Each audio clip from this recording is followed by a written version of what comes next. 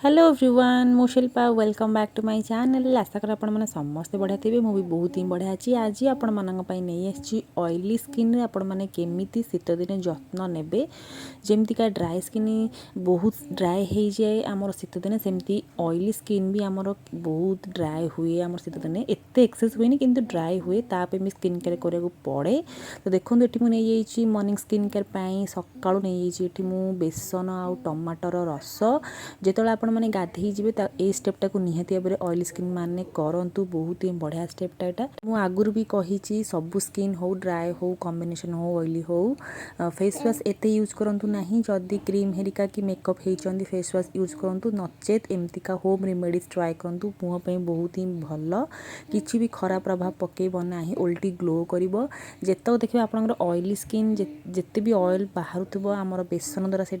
एत बाहर मुँह को टिके ट्राए करदेव लगी आपण मैंने फेस वाश जगह यहाँ निहाती भाव में करूँ बहुत ही बढ़िया स्टेपटा। तो धोई सारापर मुझे पलि आसी नहीं मु रोज वाटर आपण मैंने जेकोसी टोनर हो रोज वाटर हो यूज करूँ ऑयली स्किन जब आप डेफिनेटली स्टेपटा को करूँ मुँह दिन सारा आपंकर फ्रेश रत ऑयल आ बाहर ना मुहर से आपण मैंने स्टेपटा निहाती भाव में करूँ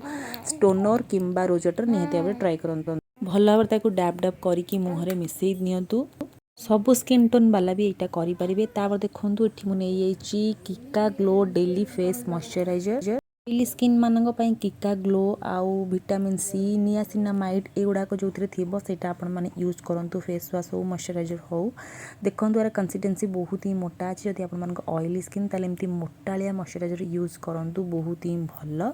जितक नियासिनामाइड थी जो थी फ्लेवर वाला सहीटा ही आप ट्राए करूँ ऑयली स्किन मानक बहुत ही भल एत ऑयल सिक्रेशन हेनी पिंपल्स हेनी से आपका मोटालिया मॉइस्चराइजर ही ट्राए करूँ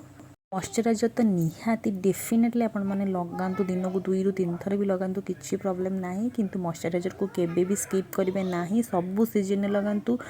शीत दिन टी अधिक परिमाण में मॉइस्चराइजर लगातु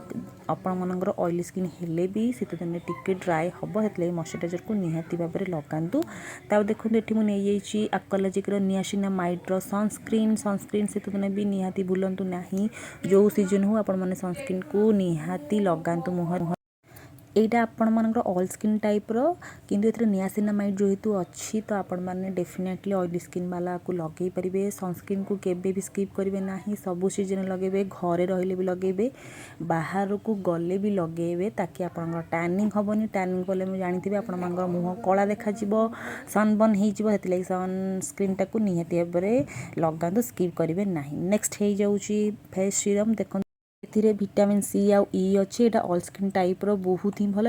नियासिनामाइड भी अच्छी 5% से आपण मैंने यहाँ ऑयली स्किन ड्राई स्किन समस्त लगे पारे बहुत ही बढ़िया गोटे इंस्टांट ग्लो आसो। तो डेफिनेटली आपण मैंने डॉट एंड की रो ए फेस सीरम आनिकी ट्राए करूँ ऑयली स्किन वाला बहुत ही भल फेस सीरम सबू स्किन बहुत ही भल मुझे आगुरी भी वीडियोस बनई खाली ड्राई स्किन वाला फेस सीरम लगे सेमती नुह सबू स्किन वाला लगे फेस सीरम निहाती आवश्यक मुँह तापर देखो ये लास्ट हूँ मामाअर्थ मु नहीं लिप बाम यहाँ कंपलसरी नुह आपण मैंने जो लिप बाम नहीं पारे जो भेसलिन लगे पारे बास कंप्लीट हो गला मोर मॉर्निंग स्किन केयर जो मन ऑयली स्किन यही भाव में मॉर्निंग स्किन केयर करूँ जमारू क्रीम लगातु ना डेली क्रीम जदि ऑफिस कि कुआडे बाहर को जाऊँच ताहले आपण मैंने डेली क्रीम कि सीसी क्रीम कि फाउंडेशन जहाँ भी आपण इच्छा लगे पारे किंतु यदि घरे रोचंती मो भाया ताहले आपण मैंने एमतीका स्किन केयर करके छाड़ी दिंतु किसी भी क्रीम लगातु ना। तो आज मु रही बाय जय जगन्नाथ।